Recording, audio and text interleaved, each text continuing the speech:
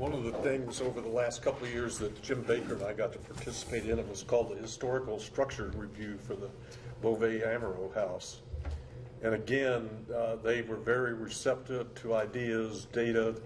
We, like the spelling of Beauvais. I mean, we actually presented 60 records of how Jean-Baptiste Beauvais spelled his name, so they changed the name, how it was spelled on the building. So there's a lot of things that it was that report came out to be about 900 pages, but it's well done. I hope they do more, like on the J.B. Valley House and the Green Tree, because I think that those documents, they go into a lot of detail. They go into the preservation details. You know, how do you do the visitor experience? So it was a marvelous experience to participate in that. Will we ever get to see those documents if we want? The foundation document will probably be online at some point in time. I don't know about the HSR. I'm sure. I mean, I've got a copy that I'm always looking at. So, but good stuff. I'd like to introduce the next speaker. He's an 8th generation Missourian. Bill Eddleman was a professor of biology at Southeast Missouri State University for 22 years and served as provost before retirement in 2016. So you kind of wonder why an engineer is interested in history and why a biology guy is interested in history, but a lot of us are that way. It has a pull. He's been long interested in his family history as well as local and regional. He was the president of the Cape County Genealogical Society for 14 years and edited the Society's quarterly publication for 20 years. In 2017, he became the Associate Director of the State Historical Society of Missouri's Cape Girardeau Research Center. As part of Missouri's 2021 bicentennial, he presented historical segments every Friday on Cape Girardeau's KCRU radio station. He recently completed a 12-part video series on basic genealogy, which was available free and still is on the State Historic Society website. Please welcome Dr. Bill Eddleman, a good friend of mine, who will present the Strothers family of early St. Genevieve in Cape Girardeau.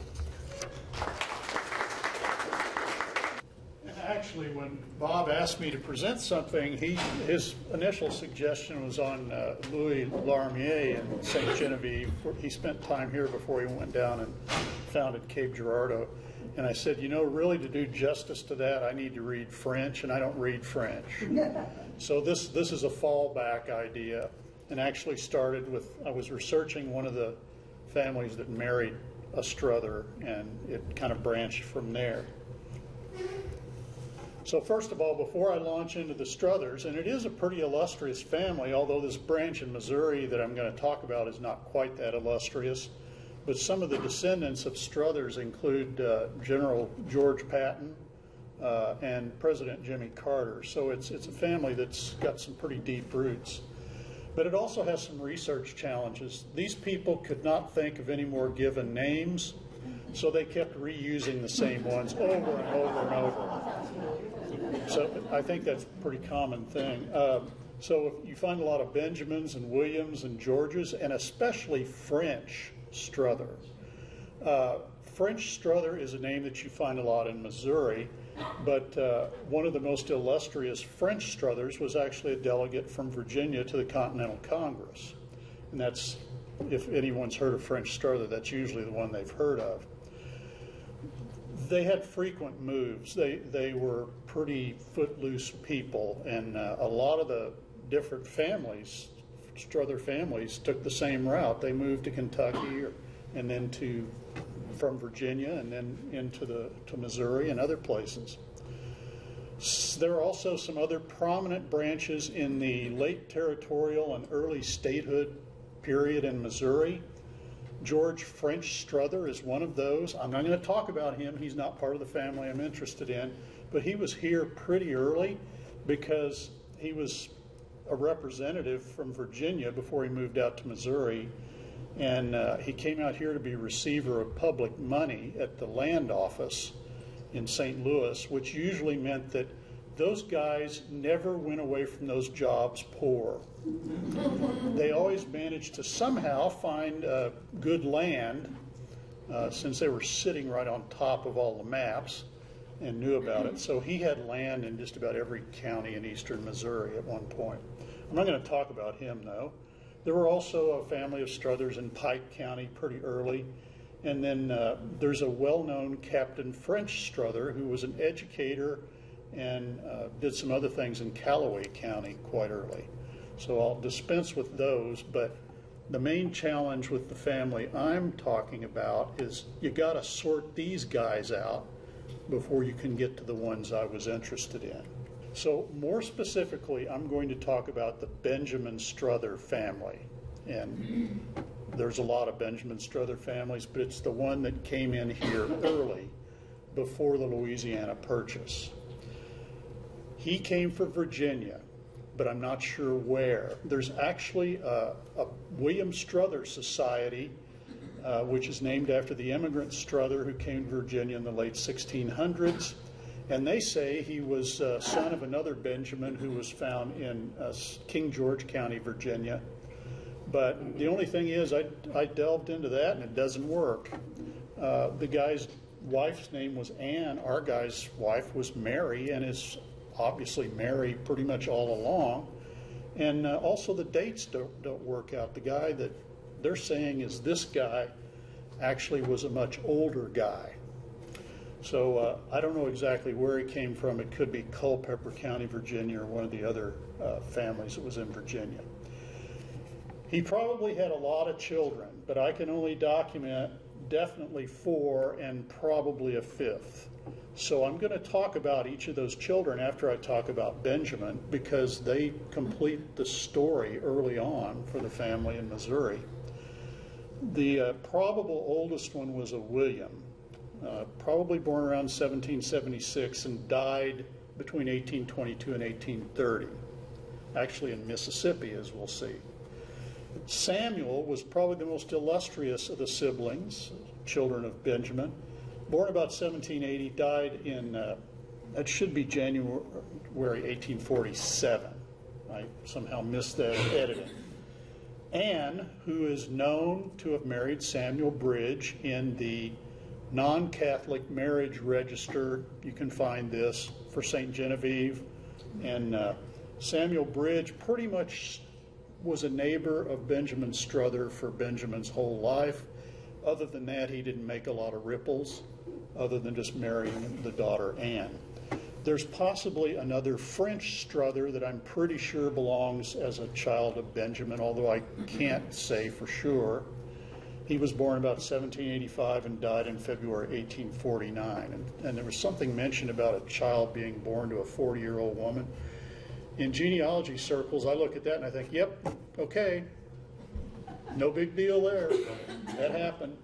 There wasn't a lot of birth control back then.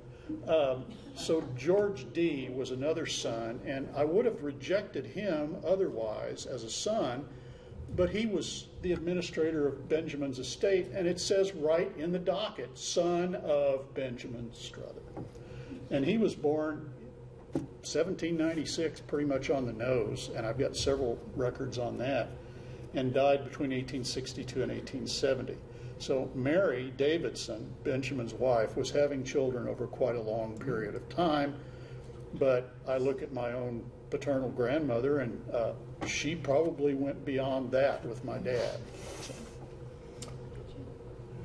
So what about Benjamin in Kentucky? I said he came from Virginia to Kentucky, as did many of those early American settlers, those Americans that came in before the Louisiana Purchase. And I can pick him up in 1792 in Nelson County, Kentucky. He probably arrived in Kentucky right before that, because that's about the formation date for Nelson County. And the precursor of that was Jefferson County, I think, and I can't find him there. So he probably came in right about the time Nelson County formed. He purchased 131 acres on Cedar Run in Nelson County in 1795, and he lost it very shortly to debt. And we'll see that's a common theme with some of his sons, too. So Fortunately, though, the land that he lost and that was sold by the sheriff was purchased by his son, William. So it stayed in the family, but the family, meantime, pulled up and went to Missouri. I think William came shortly thereafter. He had the way I connected him to Nelson County is he transacted a note to Charles Thornton in Nelson County in 1795, and the estate of Thornton sued him here in St. Genevieve County for payment of that note after the death of Mr. Thurston.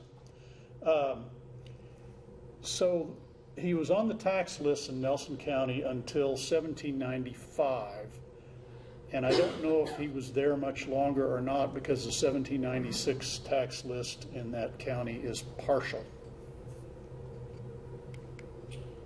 Oh, one other thing I'll point out. That tax list, the second column, the first column is males, white males over age 21. The second one is white males age 16 to 21. And I'm pretty sure that represents his son, William, who had just turned 16 at that time, and 21 a little bit later.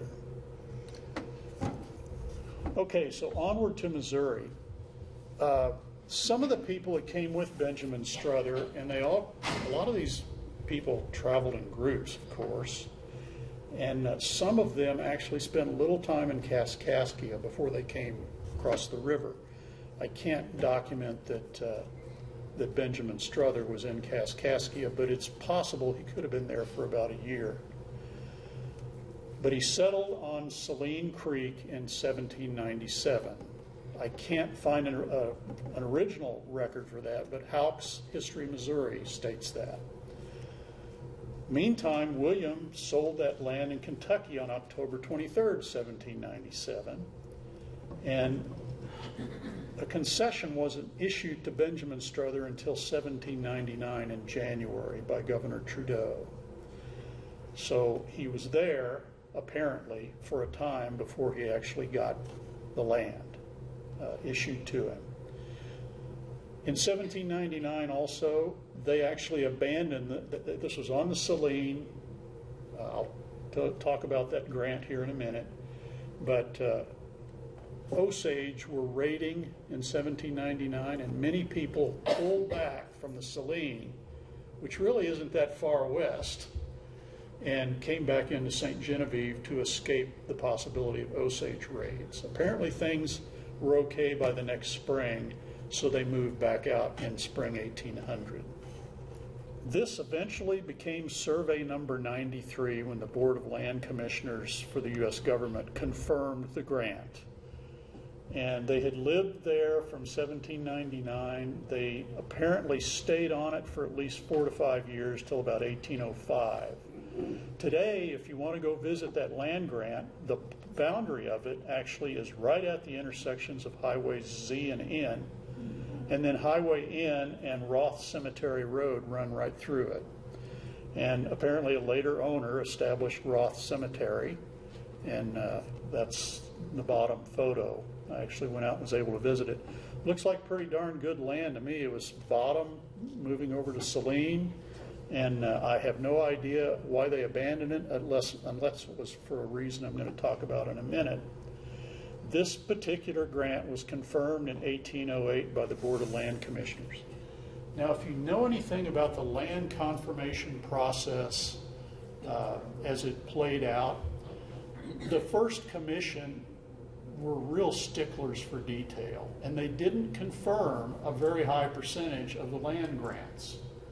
Well, guess what happens when people get ticked off at a U.S. entity like that? What do? They write their congressman. Well, that led to a second land commission later, which ended up confirming a much higher percentage of those land grants. The thing Riley talked about this morning with there's all sorts of things you could talk about with land in Missouri early on. It was quite a mess as it played out. The New Madrid claims fraud was just one of several messes connected with land. But fortunately, this one was confirmed pretty readily. Apparently, Benjamin Strother hit all the spots exactly, and it got confirmed. And then he sold it to Thomas Reardon on March 15th, 1810. Well, you notice I said he was not there after 1805. He was actually on his second land grant by then, but didn't sell it for 5 years. And 2 years after it was confirmed. So I have no idea what they were doing with it during that time, whether somebody else was farming it or what. Children, while he was on that first land grant, his three oldest children, or three of the older children, and again, there's probably a lot more daughters I'm missing, because it's hard to pick up daughters unless there's a marriage record. Well, at least the French were sticklers about marriage. Even the non-Catholics got their own register, and 3 of his children were married, and it was recorded in the non-Catholic register as married by the Catholic priest. So William married Scylla, which is actually Celia or Cecilia Thompson, in 1801. Anne married Samuel Bridge, who was a young man that had come from Massachusetts out here early on, 1799. Samuel D., although it's recorded as Samuel F. in the marriage register, married Mary Rodney and on September 11th, 1801. So 3 of those children married early, and it was recorded. And I wish the rest of them had married while they were still here, so it would all be nicely recorded with parents and everything. But instead, they just got married willy-nilly by Presbyterian ministers or whatever, justice of the peace, and it wasn't recorded anywhere. Well, I said he wasn't there after 1805 on that first grant. It's because he got a second grant from the Spanish authorities. And I rather think this one was for a reason. And by this time it was Charles de Lassus had Delasus? Delasus, thank you. He gave special permission to Benjamin Strother to settle on Cedar Creek, which is out in the very edge of the Bellevue Valley. Well, if you look at the date, December 11th, 1799, if you read about the history of the Bellevue Valley, it wasn't settled till 1802. And he didn't actually do anything with the land until after 1804, apparently. But he got this concession, and it stipulated he had to build a mill. I guess there were no mills out, well, there was no settlement out there. And the Bellevue Valley, if you don't know anything about it, Walter Schrader, the historical geographer that wrote the really wonderful book, Opening the Ozarks, about the St. Genevieve district, refers to it as an American settlement. It was not only an American settlement, they forced a French guy out at gunpoint when he wanted to locate a land grant there. So it was a thoroughly American settlement. Testimony by William Bates about this mill said that they began construction in 1804 and finished it in 1805. So I'm assuming they were out on that grant at that time, after settlement had occurred. Benjamin stayed there for the rest of his life. Now, if you look at the configuration of this land grant, there's only one stream of any size that runs across it. It just barely cuts the corner there. That's where he built the mill. That was the only real effective place to build the mill. It's interesting to me that if you read histories of the Bellevue Valley, it doesn't mention this mill, and it doesn't mention Benjamin Strother at all. So I guess for whatever reason, the mill didn't make much of an impression. This area became Washington County later, in 1813. This grant, if you drive out to Caledonia and just head just south of town, just barely out of the outskirts, you're going to hit the boundary of this grant. And you will almost, within half a mile, cross Cedar Creek, that little corner of that land grant, actually right at the highway. And that's, you probably are within sight of that mill seat when you're there, because that's the only place it could have been built. Not only that, This is a later rendition of that land grant in Washington County records. And by that time, it had gone through at least a couple of sales down the line because the Strothers didn't own it anymore. But if you look at this little corner here, there's a 6.14 acre chunk right in that little corner. That's where the mill was, and it's actually referred to in some land records as the mill seat. When Benjamin sold most of the land grant, they reserved the mill seat. And here's what it looks like. I think the Bellevue Valley, in my opinion, is one of the prettiest places in the state of Missouri if you like agricultural settings. It's just a gorgeous place.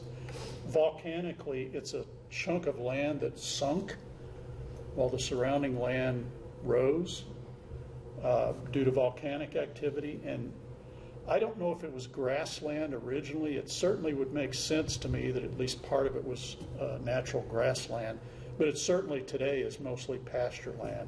They did raise crops on it early on. But this is me stopping on the bridge with no traffic coming, clicking a picture of Cedar Creek, which is probably, I'm looking right at where the mill was, and there's no trace of it anymore. And if there was a mill there, there may have been a small mill pond. Looking at that land, I find it tough to think that that would hold water very well. It might, but it may have been a small mill like this with a sluiceway. We really don't know because, again, it disappeared pretty early on. Interesting to me, I found that there were other mills that were being constructed like right adjacent to this property, still on Cedar Creek. Some of the testimony for Curtis Morrow's land grant, they actually went to Arkansas and interviewed some of the former neighbors to this property to try to confirm Curtis Morrow's claim. He built a mill also, and you notice it was bounded by Benjamin Strothers' claim on the north. So right downstream, there was another mill being constructed, which brings to a question in my mind, was one of them a sawmill and the other one a grist mill? I don't know. It doesn't say in the records. And then it talks about apparently Morrow did have a mill dam, and it broke, and they built another dam and moved the mill onto public land adjacent to it. Again, the histories of Bellevue Valley don't even talk about this when the records are there. They could have talked about it. Benjamin Strother, if you read St. Genevieve County history, his main claim to fame is he was one of the first judges of the Court of Quarter Sessions of the Peace. I don't think he was a judge for very long. Some of these other guys like Moses Austin are mentioned much more in that regard and many other regards as well. But this is his main claim to fame in public service, is being a judge. Survey 2056 in the Bellevue Valley, Benjamin Strother experienced 3 lawsuits for debt between 1806 and 1810, which he may have had the money to cover the fines, I don't know.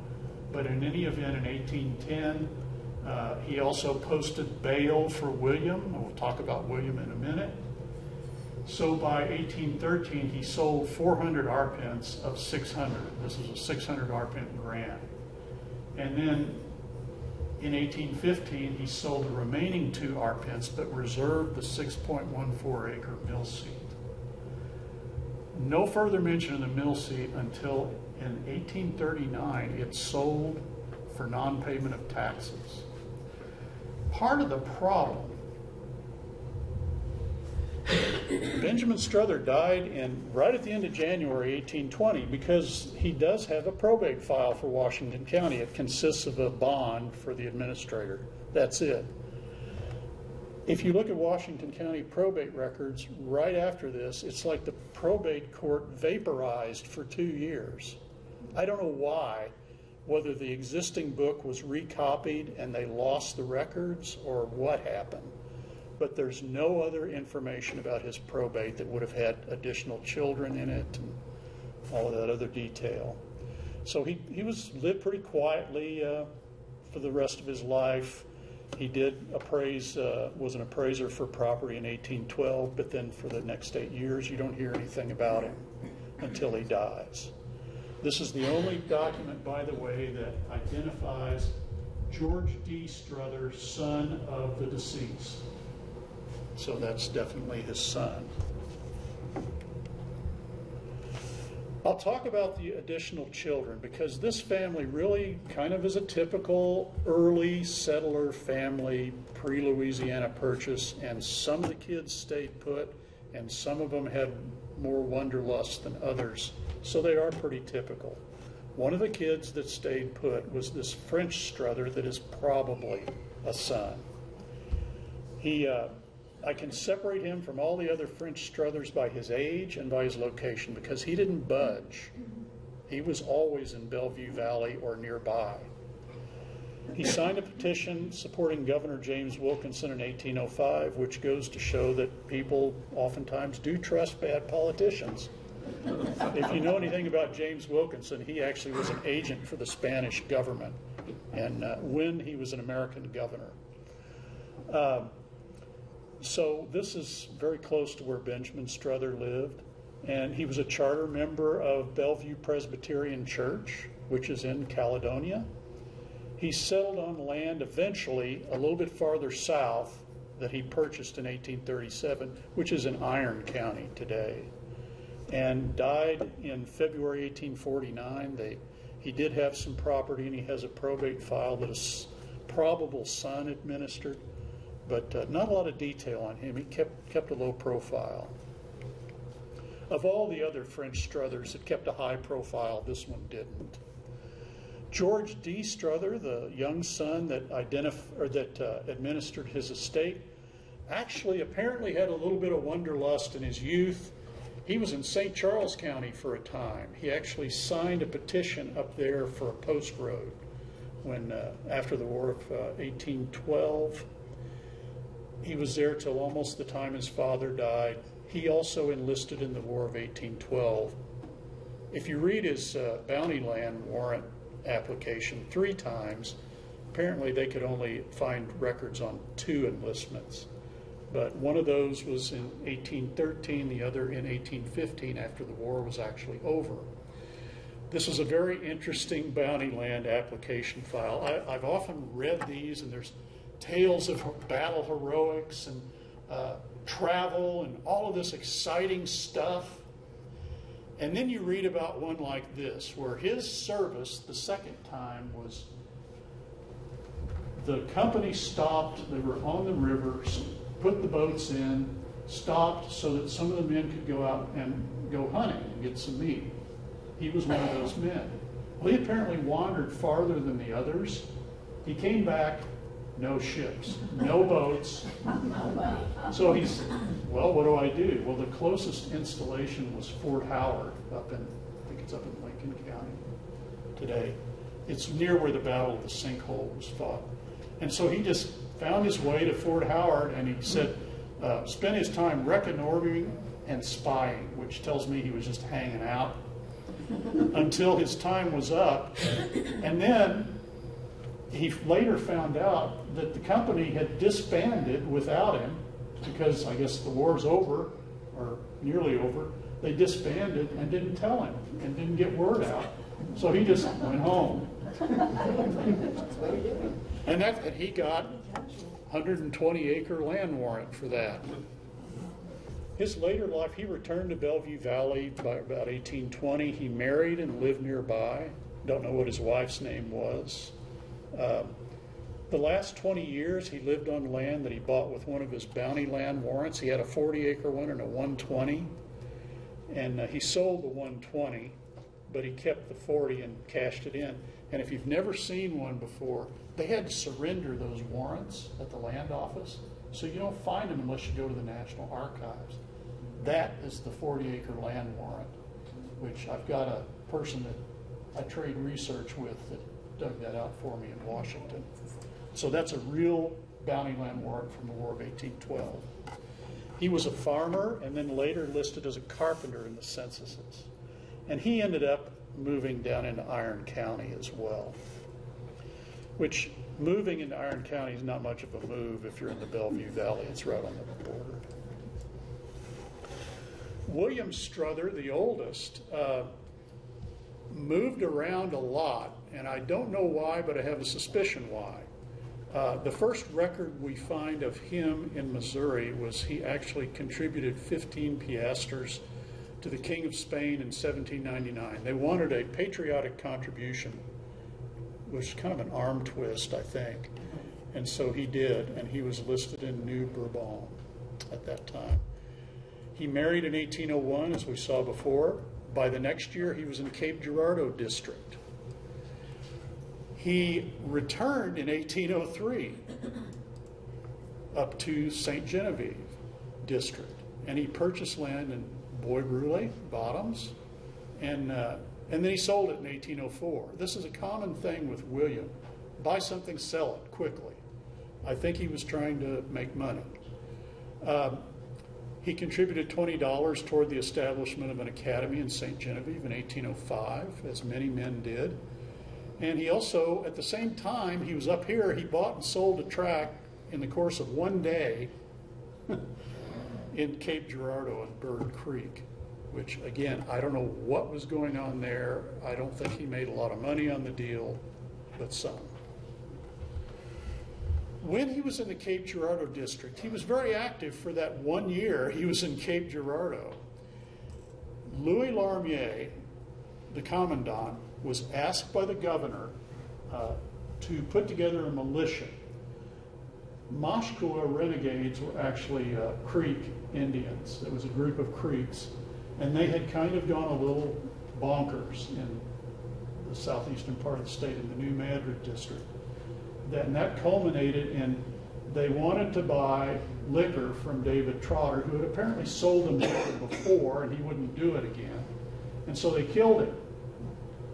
And so everybody was starting to go crazy, and the governor thought they better do something, so he called up the militia, and he called on Lormier to call up militia in Cape Girardeau. Well, what does a militiaman want? Primarily, you're going to pay me for this, right? Lormier had no way to pay him. So what he did, without authorization, is told them, I'll give you a 300 arpent land grant if you serve. And eventually the Board of Land Commissioners bought that and confirmed those things. So he got paid, and I think he cashed his in up here. It was one of those tracts that he sold quickly. His brother, I think, got one down in Cape Girardeau. I've found others where they got him and held on to him for many years. But all they had to do was march down to New Madrid, and they managed to negotiate with the Main Creek tribal group, and they were going to punish these renegades on their own, so they just settled everything without a fight. He purchased land from a Joseph Worthington, and then he managed to be on the November 1803 census, which I don't think that survived for St. Genevieve, did it? There wasn't one. But Cape Girardeau has one. For one first-class male, one second-class male, one first-class female, one second-class female, and one female slave. Classes had to do with younger age versus older age. So he already had 2 children by 1803. And then he transferred that land that he bought from Worthington to John Hayes and purchased land up in St. Genevieve by December. So a lot going on there, but he didn't stay in Cape Girardeau long. Eventually, by 1809, he purchased land out in the Bellevue Valley, so he was going out to be near the rest of the family. And he stayed there exactly 3 years before he enlisted in the War of 1812. He was an officer. That document is the actual deed, part of the deed where he purchased the land from Autry. But he didn't hold on to it but 3 years, and I think, again, I know why. Legal trouble. William Strother was overextended, as far as I can tell. And a lot of it may have been related to mining. I'm not positive about this. The only thing I know is that he was borrowing money at mining sites from people, including the new diggings and mine Shibboleth. And he ended up being sued 8 times between 1808 and 1816 for non-payment of notes or debt in St. Genevieve County. He borrowed from, among others, some pretty heavy hitters, Andrew Henry, Pierre Menard, and Rufus Easton, who's a St. Louis lawyer, which goes to show you probably should borrow from less prominent people if you're going to try to abscond with the money. Don't borrow from the rich guys. And of course, back then there were no banks, so that's how you had to borrow. The last lawsuit that he had filed against him resulted in an alias copius for Strother, which means get this guy and bring him in, and they couldn't find him. So that suggests he moved, and I know where he moved. He went to Mississippi. He appears in the 1820 Warren County, Mississippi census, and I know it's him because the wife that appears in other records with him and later after he dies is Celia, and her relatives, Thompson relatives, are all around them. So it has to be the same guy. 2 years later, he had somehow gotten 100 acres and he lost it in, guess what, a lawsuit. And that's the last record I find for him. In 1830, his widow Celia is on the Claiborne County census next door. And that's the last you hear of him. The ironic thing, some of these Strothers were trying to make their fortune. The fortune ended up being made by Celia and son Walter in Mississippi. And if you look later, when they both die, they have a large number of slaves, property, lots of money, and I think they hit the plantation economy big time. So they were the ones that made the Strother money. The one that has the most interesting record is Samuel D. Strother. And that was my gateway drug to the Strothers, because I was actually researching the Rodney family, and his wife was Mary Rodney. He was the most stable and definitely the most successful, although not totally stable. In 1797 to 99, I think he was probably on Saline Creek with his father. No records on him, except Houck says he settled in 1797. But in 1799, at the end of the year, he received a concession on Charles Creek, which is Randall Creek in Cape Girardeau County. It's near Gordonville, if you know where Gordonville is, south of Jackson. A near neighbor was Martin Rodney, who's Mary Rodney's father, and that's how the couple undoubtedly met. The Rodneys, interestingly enough, did make the fortune. They were rich people for many, many years, merchants, riverboat captains, very prominent people. In 1799, on this grant, this concession he got, he made maple sugar. And that is pointed out in several different accounts, which may actually be repeats of the same account. But he married Mary Rodney. Polly is a nickname for Mary. He served in the 1802 militia as well. And he's in the 1803 census in Cape Girardeau District as well. Has one son by that time and no other children, but they also censused agricultural crops. He had 200 bushels of corn and 50 pounds of maple sugar. Anybody ever boil maple sugar? How many gallons of sap would it take? Well, 30 gallons of sap for a gallon of syrup. But you're measuring it by pounds. Yeah, I think it goes That's 10 to sugar. 1. From syrup to sugar. Yeah. It's like 10 to 1. So that's a lot of maple sugar. And then livestock as well. He was also a big trader of property, although he managed to do it without going into debt the way his brother William did. He settled and sold 4 properties in 13 years, including a transaction where, interestingly enough, he exchanged 240 acres for an enslaved woman that he bought in the old states. We tend to underestimate how much people traveled around back then. And so obviously he was over in Illinois or somewhere else, Kentucky or somewhere, and bought this enslaved woman. Marital difficulties, though, appeared. Apparently, Mary was not very faithful. And indeed, when her father died, her surname is indicated as Lockinen, and I can't find her. If anybody ever finds a Lockinen in 1830 in Missouri, I'd love to hear about it. Lakenan. So he filed for divorce, and it was granted eventually, although I've still got to look at these court records. There were court records in 1813 and again in 1822. So I don't know what was going on there exactly. So kind of concurrently with his marital difficulties, he sold everything in Cape Girardeau County and moved to Madison County, which of course was part of old St. Genevieve District, but by that time Madison County. He moved to the area between 1813 and 1819. There's a record gap. He first appears in Madison County in the court records. The very first court record is 15 men indicted by a grand jury for assault and battery. Sounds like a riot to me. Or else somebody did something really bad and a bunch of guys beat him up, including Samuel D. Strother. But apparently it didn't affect his reputation, because in 1820 he was the first state representative elected from Madison County. So he apparently was well thought of, and he only served one term. The first General Assembly convened in September 1820 in St. Charles, in the old Capitol.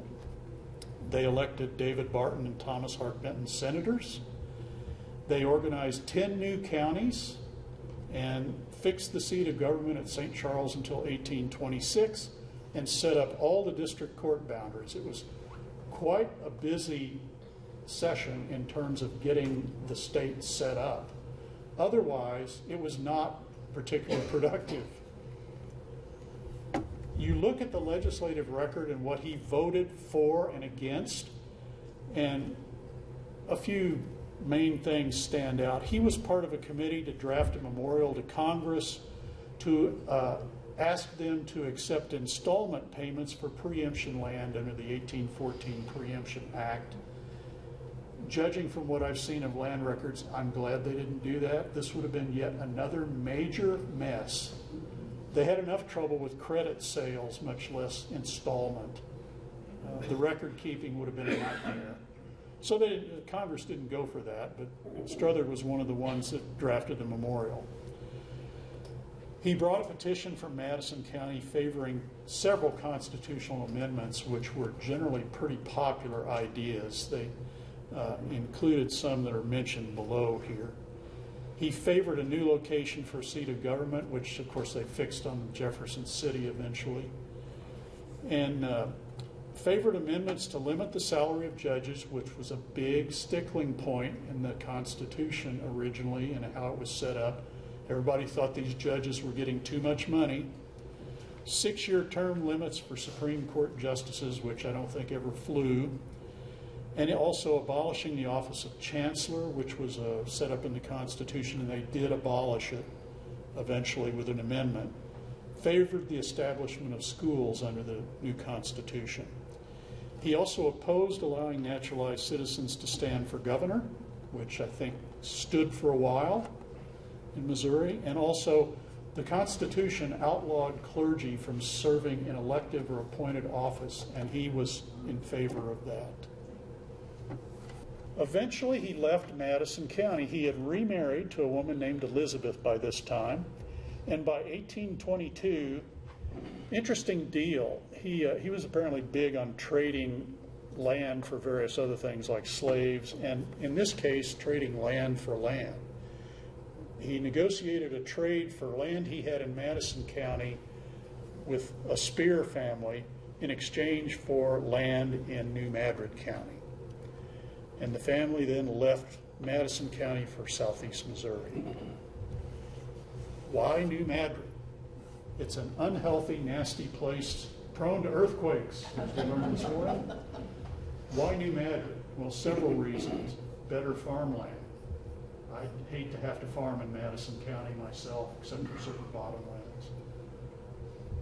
Better access to transportation.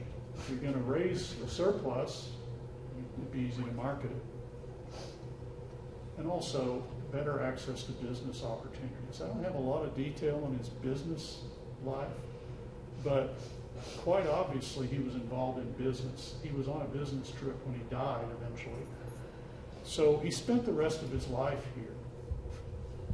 There are literally, I think, about a dozen deeds involving land bought and sold by Samuel D. Strother and the rest of his life in Scott and New Madrid counties. And he had one main property that he kept for quite a while, about 3 miles south of New Madrid, which was 3 properties he purchased that were adjacent and pieced together. And obviously this was the main farm, but then he sold it in 1845. I'm sure he was getting 65 years old by then, so he probably didn't want to deal with it anymore, and he probably had business interests that he was supporting himself on. Elizabeth, his second wife, died sometime after 1830.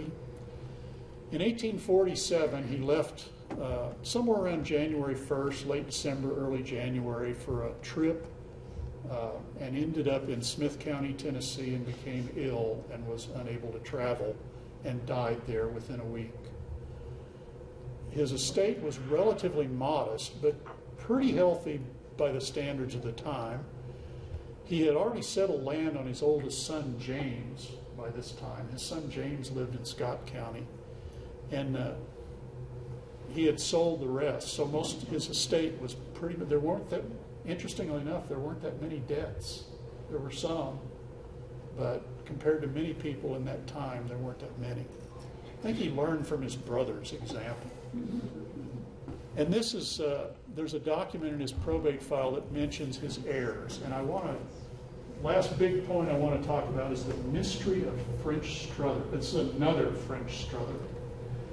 There's a story that if you read early Missouri history about lawyers, there was a French Strother who was a young lawyer who murdered Horatio Cousins in St. Louis. It wasn't just murdered, it was like he plunged a knife into him in broad daylight on the stairs of the courthouse with witnesses everywhere. There's disagreement about why. Some people said, well, Cousins was in a dispute with George French Strother, and this French Strother was his nephew, and I can't find any evidence for that.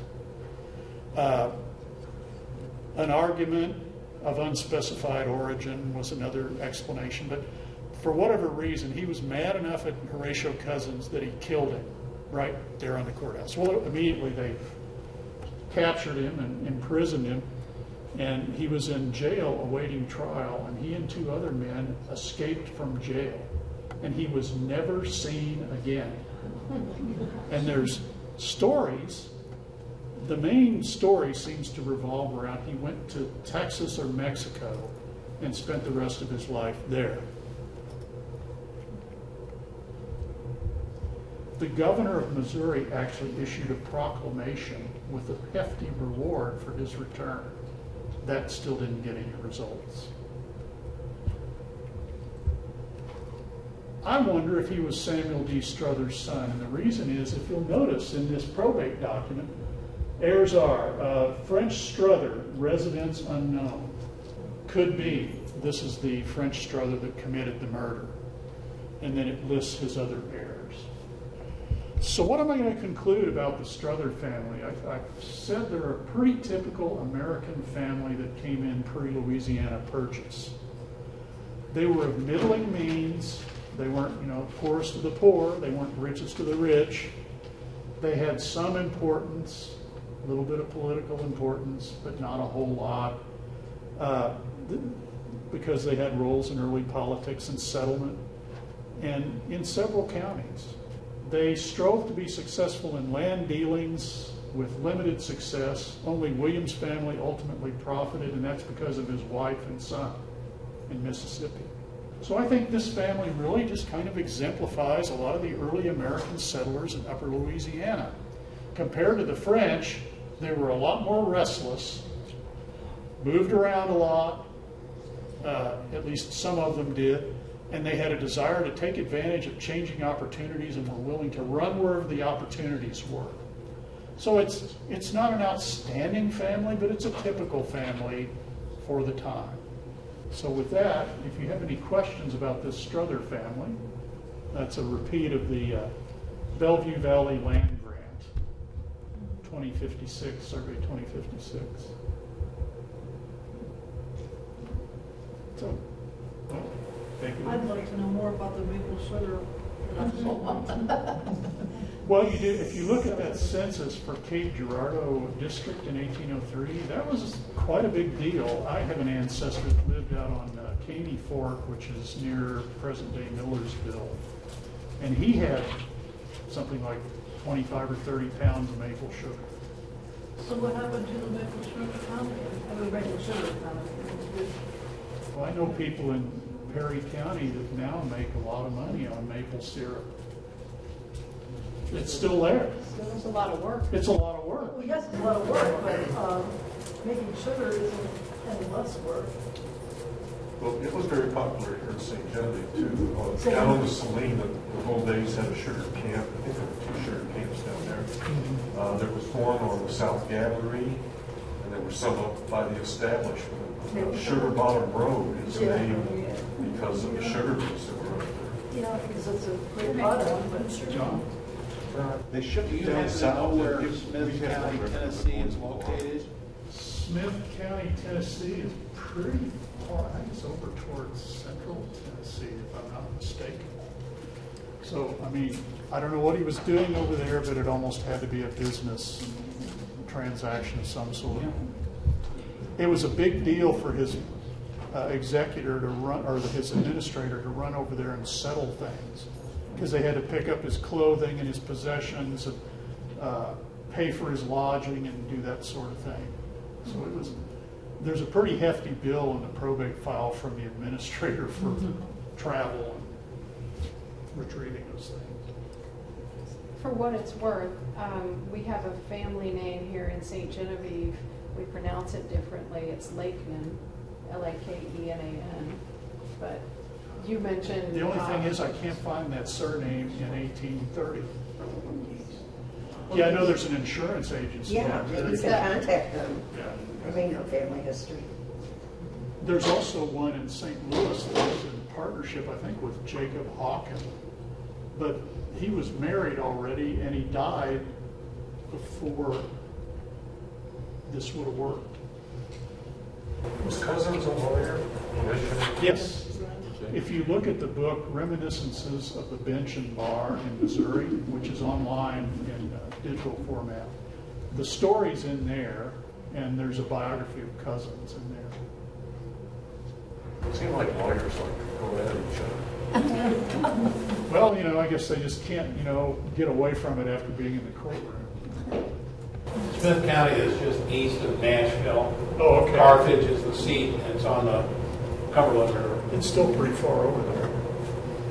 It's considered Middle Tennessee. Right, it is Middle Tennessee. No other questions? Thank you very much.